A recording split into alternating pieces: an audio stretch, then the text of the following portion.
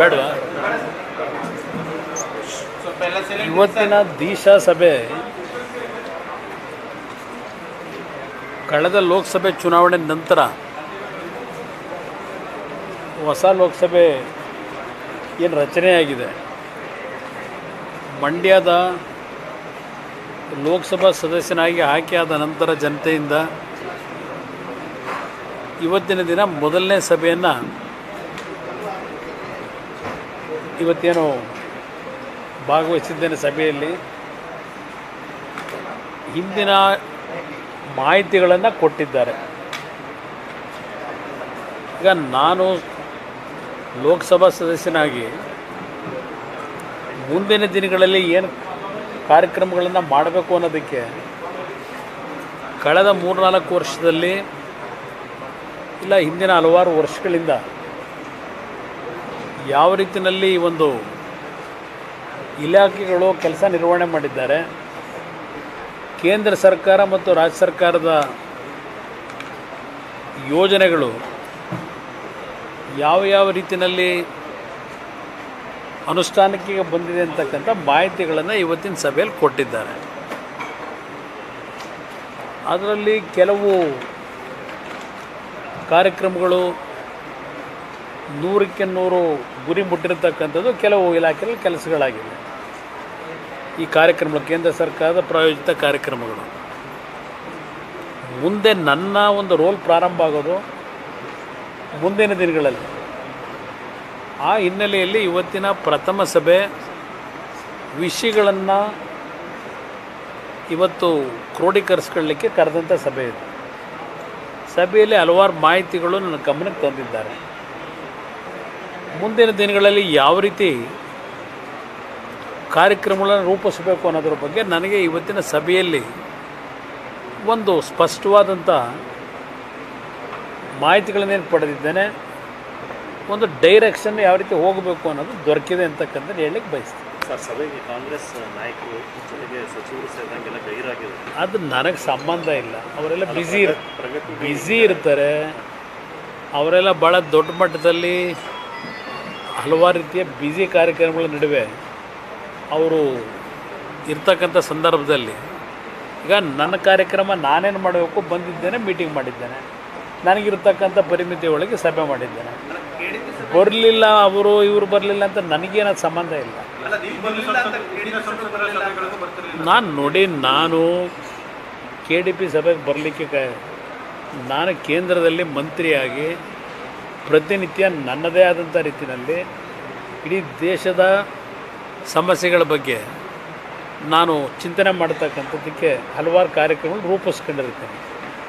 ಆ ಹಿನ್ನೆಲೆಯಲ್ಲಿ ನಾನು KDP ಸಭೆಗೆ ಬರದೇ ಇದ್ದರೂ ಮಾಹಿತಿಗಳನ್ನು ಸಂಗ್ರಹ ಮಾಡ್ಕೊಂಡು ಏನೇನಿದೆ ಲ್ಯಾಪ್ಸಸ್ಸು ಅಂತಕ್ಕಂಥದ್ದನ್ನು ಸರಿಪಡಿಸ್ಲಿಕ್ಕೆ ಪ್ರಯತ್ನ ಪಡ್ತೀನಿ.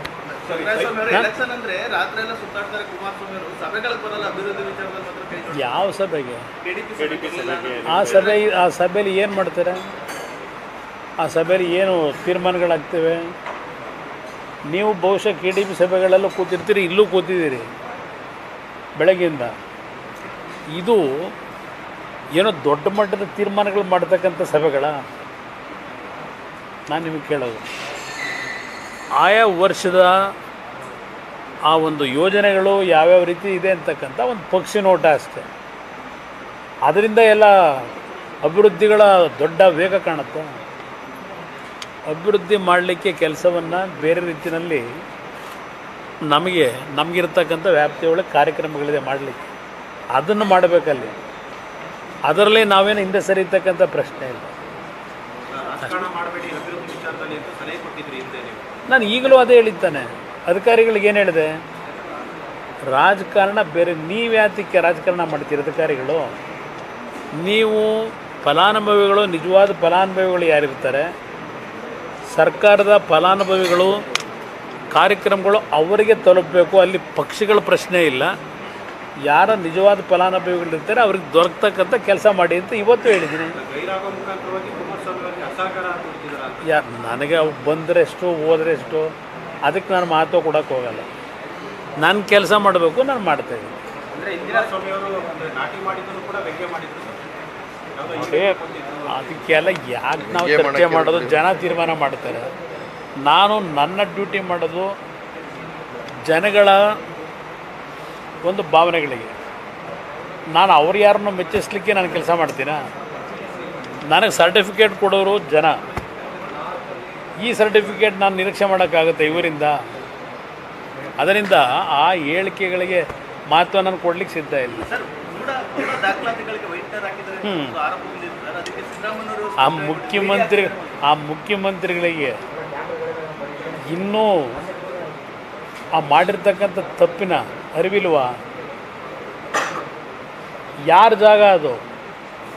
ಯಾರು ಅವ್ರ ಹೆಂಡತಿ ಜಾಗನಾ? ಅವ್ರ ಬಾಮೈದನ ಜಾಗನಾ? ಸರ್ಕಾರಿ ಭೂಮಿ ಲಪಟಾಯಿಸಿ ಈಗ ಟಾರ್ಚ್ ಬಿಟ್ಕೊಂಡು ನೋಡ್ತಾವ್ರಲ್ಲ, ನಾಚಿಕೆ ಆಗೋದಿಲ್ಲ? ಯಾರ ಜಾಗ ಅದು? ಮೊದಲು ಜಾಗ ಯಾರ್ದು ಅಂತ ಹೇಳಿ.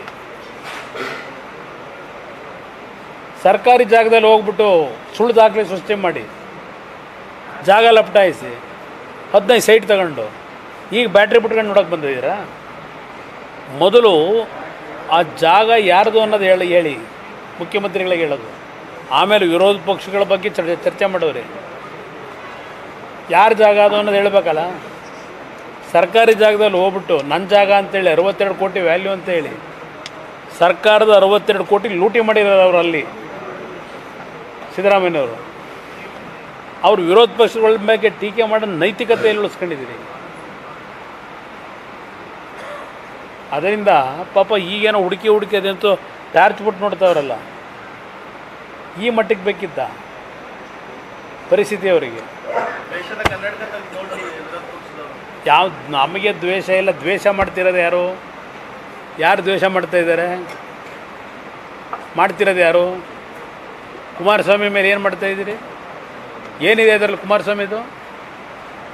ಬನ್ನಿ, ಗೊತ್ತಿರಲ್ಲ, ಬನ್ನಿ, ಸಿದ್ಧವಾಗಿದ್ದೀನಿ. ಮಾಡ್ತಿರೋದು ಅವರು, ದ್ವೇಷ ಮಾಡ್ತಿರೋದು ಅವರು. ಆ ಇಲಾಖೆಗಳನ್ನ, ಪೊಲೀಸ್ ಇಲಾಖೆಗಳನ್ನ ಇಟ್ಕೊಂಡು ಏನೇನು ನಡೆಸ್ತಾ ಇದ್ದೀರಿ? ಈಗ ಅಲ್ಲಿ ಅದು ಯಾವುದೋ ನಿಮ್ಮ ವಾಲ್ಮೀಕಿ ಅಭಿವೃದ್ಧಿ ನಿಗಮ SIT ಇಟ್ಕೊಂಡು ಅಲ್ಲಿ ಯಾವ ಚಾರ್ಜ್ ಶೀಟ್ ಹಾಕಿಸ್ತೀರಿ? ಇನ್ಯಾವುದೋ ಪ್ರಕರಣಗಳಲ್ಲಿ ಇನ್ಯಾವ ಥರ ಚಾರ್ಜ್ ಶೀಟ್ ಹಾಕಿಸ್ತಾ ಇದ್ದೀರಿ? ಮಾಡ್ತಿರೋದು ನೀವು ಷಡ್ಯಂತ್ರಗಳನ್ನ. ವಿರೋಧ ಪಕ್ಷಗಳು ಕನ್ನಡಕ ತೆಗೆದು, ನಾವು ಕನ್ನಡಕ ಹಾಕೋದೇ ಇಲ್ಲ ಬಿಡಿ. ನಾವು ಯಾವುದು ಎಂಥ ಕನ್ನಡಕ ರೇಬಾನ್ ಕ್ಲಾಸ್ ಯಾವುದು ಹಾಕ್ತಿರಲ್ಲ, ಹಿಂದೆ ತೆಗೆದುಬಿಟ್ರಲ್ಲ. ಈಗಲೂ ಹಾಕ್ತಾರೆ ಅವ್ರು. ಅದಕ್ಕೆ ಹಾಕೊಂಡ್ರೆ ನಾನು ಕನ್ನಡಕ ಹಾಕೋದೇ ಇಲ್ಲ. ದ್ವೇಷ ಯಾರು? ಇದೆಲ್ಲ ಏನು ಮಾಡೋಕ್ಕಾಗಲ್ಲ. ಬನ್ನಿ, ಭಗವಂತ ಒಬ್ಬ ಇದ್ದಾನಲ್ಲ, ನಮ್ಮ ಕೈಲಿ ಇಲ್ಲ ಇವೆಲ್ಲ. ಅಲ್ಟಿಮೇಟ್ಲಿ ತೀರ್ಮಾನ ಅಲ್ಲಿ ಯಾರೋ ಒಬ್ಬ ಮೇಲಿದ್ದಾನೆ, ಅವನು ತೀರ್ಮಾನ ಕೊಡ್ತಾನೆ. ಅಯ್ಯೋ, 100 ಜನ್ಮ ಎತ್ತು ಬಂದರೂ ನನಗೇನೋ ಮಾಡೋಕ್ಕಾಗಲ್ಲ. ನಾನು ಜೈಲಿಗೆ ಹೋಗೋಂಥದ್ದು ಏನು ಮಾಡಿದ್ದೀನಿ? ಅವ್ರ ಥರ ಮಾಡಿದ್ದೀನ? ಇನ್ನೂ ಬರ್ತವೆ, ವೆಯ್ಟ್ ಮಾಡಿ. ಅಯ್ಯೋ, ಧಾರಾಳವಾಗಿ ಬಿಡುಗಡೆ ಮಾಡಿ. ಇನ್ನೂ ಅದು ಏನೇನಿದೆ ಎಲ್ಲ ಬಿಡುಗಡೆ ಮಾಡಿ. ಅಯ್ಯೋ ಪಾಪ ಕಾರಲ್ಲೇ ಇಟ್ಕೊಂಡು ಓಡ್ತಾವ್ರಂತಲ್ಲ, ದಾಖಲೆಗಳನ್ನ ಬಿಡಪ್ಪ. ಕಾರಲ್ಲಿ ಯಾಕೆ ಇಟ್ಕೊಂಡಿದ್ದೀಯ? ಜನಗಳ ಮುಂದೆ ಇಡಪ್ಪ, ನಿಮ್ಮ ಮುಂದೆ ಕೂಡ ಕೇಳಿ ಏನೇನು ದಾಖಲೆ ಇಟ್ಕೊಂಡವ್ರು. ತಾವು ದಾಖಲೆಗಳು ಬಿಡುಗಡೆ ಮಾಡ್ತೀರಾ ಸರ್?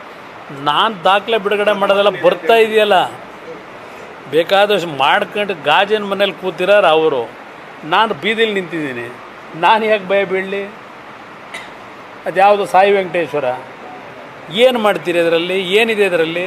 ಸಾಯಿ ವೆಂಕಟೇಶ್ವರದಲ್ಲಿ ನೋಡಿದ್ದೀರ? ಹೋಗಲಿ, ಸರಿಯಾಗಾದ್ರೂ ಹೋಗಲಿ. ಯಾವ್ದಾದ್ರು ಕೇಸ್ ತಗೊಳ್ಳೋದಾದ್ರೂ ಯಾವ್ದಾದ್ರು ಸ್ವಲ್ಪ ಸ್ಟ್ರಾಂಗ್ ಆಗಿರೋದಾದ್ರೂ ಹುಡುಕ್ಬಾರ್ದ? ಯಾವ ಬೇನಾಮಿ? ಯಾವ್ದು ಬೇನಾಮಿ? ಎಲ್ಲಿದೆ? ಯಾರು ಮಾಡಿರೋದು ಬೇನಾಮಿ? ನಾನು ಮಾಡಿದ್ದೀನಾ? ನಾನು ಮಾಡಿರೋನು? ನಾನು ಮಾಡಿದರೆ ಆಯ್ತಪ್ಪ, ಒಪ್ಕೊಳ್ಳೋಣ. ನನ್ನಿಂದ ಅದರಲ್ಲಿಂದ ತಪ್ಪಾಗಿದೆ. ಯಾವುದು ಲೋಕಾಯುಕ್ತ ವರದಿ ಸಂತೋಷ್ ಹೆಗ್ಡೆ ಏನು ಕೊಟ್ಟಿದ್ದಾರೆ ನೋಡಿದ್ದೀರಾ? ಅವರು ಹೇಳಿರೋದು ಅಧಿಕಾರಿಗಳು ಮಿಸ್ಲೀಡ್ ಮಾಡಿದ್ದಾರೆ ಅಂತೇಳಿ. ಲೋಕಾಯುಕ್ತ ನಾನು ದುಡ್ಡು ಹೊಡೆದಿದ್ದೀನಿ ಅಂತ ಹೇಳಿಲ್ಲ. ನಾನು ಯಾವ 26-28 ಅರ್ಜಿಗಳು ಬಂದಿತ್ತು, ಅರ್ಜಿ ಆಗದಂಥವ್ರಿಗೆ ಅದರಲ್ಲೇ ಹೆಸರಲ್ಲೇ ಹಾಕಿ ಕೊಟ್ಟಿರೋದು ನಾನು. ರೆಕಮೆಂಡ್ ಮಾಡಿರೋದು ನಾನು ಕೊಟ್ಟಿರೋದಲ್ಲ. ಅದು ರೆಕಮೆಂಡ್ ಮಾಡಿದ್ದು ಅಲ್ಲಿಂದ ಮುಂದಕ್ಕೆ ಹೋಗೇ ಇಲ್ಲ. ಅದು ಏನು ಅಂತ ನನ್ನ ಮೇಲೆ ಚಾರ್ಜ್ ಮಾಡ್ತಾರೆ, ಏನು ಅಂತ ಆ್ಯಕ್ಷನ್ ತಗೊಳಕ್ಕೆ. ಸತ್ತಿರೋ ಕೇಸ್ ಅದು. ಆ ಕೇಸ್ ಇಟ್ಕೊಂಡು ದಿನ ಅಳ್ಳಾಡ್ಸ್ಕೊಂಡು ಕುಮಾರಸ್ವಾಮಿನೇನೋ ಮಾಡ್ತೀವಿ ಅಂದರೆ ಏನು ಮಾಡೋಕ್ಕೆ ನೋಡಪ್ಪ. ನಾನು ಯಾತಕ್ಕೆ ಮಾತು ಕೊಡಲಿ? ನನ್ನ ಕೈಲಿದೆಯಾ? ನಾನೇ ಜ್ಯೋತಿಷ್ಗಾರನ ಸರ್ಕಾರದ ಇಂಥ ಟೈಮಿಗೆ ತೆಗಿತೀನಿ ಅಂತ ಹೇಳೋಕ್ಕೆ? ಯಾರು 100 ಕೋಟಿ ಅಂದರೆ ಅದೆಂಥದ್ದೇನು ಕಳ್ಳಪುರಿನ? 100 ಕೋಟಿ ಅಂದರೆ ಅದು ಸಂಖ್ಯೆ ಗೊತ್ತಿದೆಯಾ? 100 ಕೋಟಿ ಅಂದರೆ ಎಷ್ಟಾಗುತ್ತೆ ಅಂತ? ಅಂದ್ರೆ 50 ಜನಕ್ಕೆ ಎಷ್ಟು ಸಾವಿರ ಕೋಟಿ ಆಯಿತು? 5,000 ಕೋಟಿ. ಯಾರು ನಂಬ್ತಾರ? 5,000 ಕೋಟಿ ಒಂದು ಸರ್ಕಾರ ತೆಗಿಯೋಕ್ಕೆ ಏನು ಪ್ರಿಂಟ್ ಹಾಕೊಂಡು ಕೂತವ್ರ ನೋಟ್ನ? 5,000 ಕೋಟಿ. ಹಾಂ, ಅಯ್ಯೋ, ಈಗ ನನ್ನ ಹೆಸ್ರು ಹೇಳಲೇಬೇಕಾದ್ರೆ ಎಲ್ಲರಿಗೂ ನನ್ನ ಭಜನೆ ಮಾಡದೇ ಇದ್ದರೆ ತಿಂದನ್ನ ಅರಗಲ್ವಲ್ಲ ಅವ್ರು ಯಾರಿಗೂ. ಇಂಡಿಯನ್ ನೀವು ನೋಡಿದ್ರೆ ಕುಮಾರಸ್ವಾಮಿನೇ ಟಾರ್ಗೆಟ್ ಅವರಿಗೆಲ್ಲ. ಹಾಂ, ಯಾರು ಅವು ಯಾತಿಗೆ? ನಾನು ಅವ್ರನ್ನ ಕೇಳಬೇಕು. ನೀವು ನನ್ನ ಕೇಳೋದು ನಾನೇನು ಹೇಳಲಿ? 5 ವರ್ಷ ಸರ್ಕಾರ ಮಾಡ್ರಪ್ಪ ಅಂತ ಜನ ಹೇಳೋರೆ. ದಿನ ಅವರೇ ಭಜನೆ ಮಾಡಿದ್ರೆ ನಾನೇನು ಮಾಡೋಕ್ಕೈತೆ? ಸರ್ಕಾರ ಹೋಯ್ತಂತೆ ಸರ್ಕಾರ ಹೋಯ್ತದೆ ಅಂತೇಳಿ ಅವರೇ ಹೇಳ್ತಾ ಹೋದರೆ. ಹಾಂ, ಚನ್ನಪಟ್ಟಣ ಅಲ್ಲೇ ಇದೆಯಲ್ಲ, ಎಲ್ಲೂ ಹೋಗಿಲ್ಲ. ಹಾಂ, ಅಭ್ಯರ್ಥಿ ತೀರ್ಮಾನ ಮಾಡ್ತೀವಿ. ಎನ್ ಡಿ ಎ ಅಭ್ಯರ್ಥಿ ಇರ್ತಾರೆ. ಎನ್ ಡಿ ಎ ಅಭ್ಯರ್ಥಿ ಇರ್ತಾರೆ. ಯಾರು ಕೊನೆ ಹಂತದವರೆಗೂ ಯಾರು ಬೇಕಾದರೂ ನಿರೀಕ್ಷೆಗಳು ಇಟ್ಕೋಬೋದು. ಏನು ಆಯ್ತಪ್ಪ, ಚರ್ಚೆ ಮಾಡೋಣಂತೆ. ರಸ್ತೆಯಲ್ಲಿ ಮಾತಾಡೋಕ್ಕಾಗತ್ತಾ? ನೋಡೋಣ, ಅಲ್ಲಿ ಕಾರ್ಯಕರ್ತರದೆಲ್ಲ ಅವರ ಒಂದು ಅಭಿಪ್ರಾಯಗಳು ತಗೊಂಡು ಮಾಡಬೇಕಲ್ಲ. ಗೆಲ್ಲಬೇಕು. ನಾನು ಚುನಾವಣೆ ಗೆಲ್ಲಬೇಕಲ್ಲಿ. ಚುನಾವಣೆ ಗೆಲ್ಲಲಿಕ್ಕೆ ಏನು ಮಾಡಬೇಕು ಆ ತೀರ್ಮಾನ ತಗೋದು. ನನ್ನ ಮುಂದೆ ಇನ್ನೂ ಯಾವುದೂ ಚರ್ಚೆನೇ ಆಗಿಲ್ಲ. ಯಾವ ವಿಷಯ ಚರ್ಚೆ ಆಗಿಲ್ಲ. ಅವ್ರ ಹೆಸರೇ ಯಾಕೆ ತರ್ತೀರಿ? ನಾನು ಇಲ್ಲಿವರೆಗೆ ಯಾವುದು ಚರ್ಚೆನೇ ಮಾಡಿಲ್ಲ ಅಂತಿದ್ದೀನಲ್ಲ. ಅಭ್ಯರ್ಥಿ ವಿಷಯದಲ್ಲಿ ಚನ್ನಪಟ್ಟಣದಲ್ಲಿ ಜನತಾದಳದಲ್ಲೂ ಅತ್ಯಂತ ಸಮರ್ಥವಾದಂಥ ಕಾರ್ಯಕರ್ತರಿದ್ದಾರಲ್ಲಿ. ಅದು ನಿಖಿಲೇ ಬರಬೇಕು ಅಂತೇಳಿ. ನಿಖಿಲ್ಗೆ ಇನ್ನೂ ಭಾಳ ಭವಿಷ್ಯ ಇದೆ, ಮುಂದೆ ಟೈಮ್ ಇದೆ. ಆ ಥರ ಇಲ್ಲ. ಅವ್ರು ಮಾತಾಡ್ಕತ್ತಾರಪ್ಪ. ಅವ್ರಿಗೆ ಯಾರೋ ಹೇಳಿರ್ಬೇಕು. ಇರ್ಬೋದು. ಇನ್ನು ಎನ್ ಡಿ ಎ ಭಾಗ ನಾನು ಇದ್ದೀನಿ. ನನ್ನ ಜೊತೆ ಎನ್ ಡಿ ಎ ಭಾಗದಲ್ಲಿ ಇನ್ನೂ ಯಾರೂ ಚರ್ಚೆ ಮಾಡಿಲ್ಲ. ಚರ್ಚೆಗೆ ಬಂದಾಗ ಚರ್ಚೆ ಮಾಡಿ. ಕ್ಷೇತ್ರದಲ್ಲಿ ಓಡಾಡಬಾರ್ದಾ? ನನಗೆ ನಮ್ಮ ಕಾರ್ಯಕರ್ತರು ನಂಬಿರ್ತಕ್ಕಂಥ ಕಾರ್ಯಕರ್ತರನ್ನ ರಕ್ಷಣೆ ಮಾಡ್ಲಿಕ್ಕೆ ಓಡಾಡಬೇಕೋ ಬೇಡ? ಓಡಾಡ್ತಾರೆ. ಎನ್ ಡಿ ಎ ಅಭ್ಯರ್ಥಿ ಇರ್ತಾರೆ. ತಲೆಗೆ ಕೆಡಿಸ್ಕೊತೀರಿ ಬನ್ನಿ. ಇಲ್ಲಿ BJP JDS ಅಲ್ಲ, ಎನ್ ಡಿ ಎ ಅಭ್ಯರ್ಥಿ BJP JDSನಿಂದ ನಿಲ್ತಾರೆ.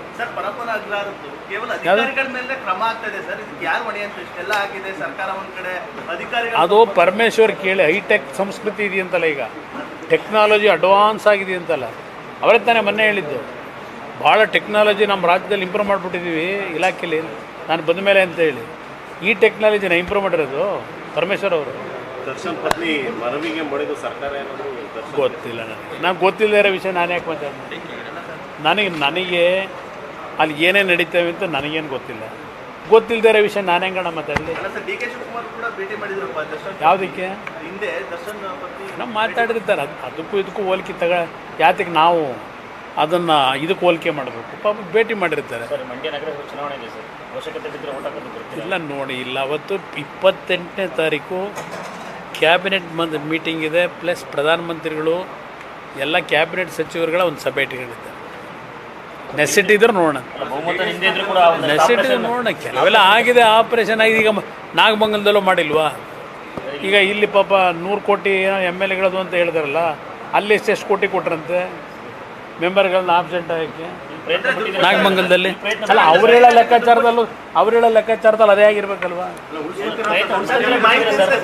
ಕಾರ್ಯಕರ್ತರು ಎಲ್ಲ ಕೆಲಸ ಮಾಡ್ತಾರೆ. ಹೆಚ್ಚಿನ ವಿಡಿಯೋಗಳಿಗೆ ಪ್ರತಿಧ್ವನಿ ಯೂಟ್ಯೂಬ್ ಚಾನೆಲ್ ಸಬ್ಸ್ಕ್ರೈಬ್ ಮಾಡಿ, ಬೆಲ್ ಐಕಾನ್ ಕ್ಲಿಕ್ ಮಾಡಿ.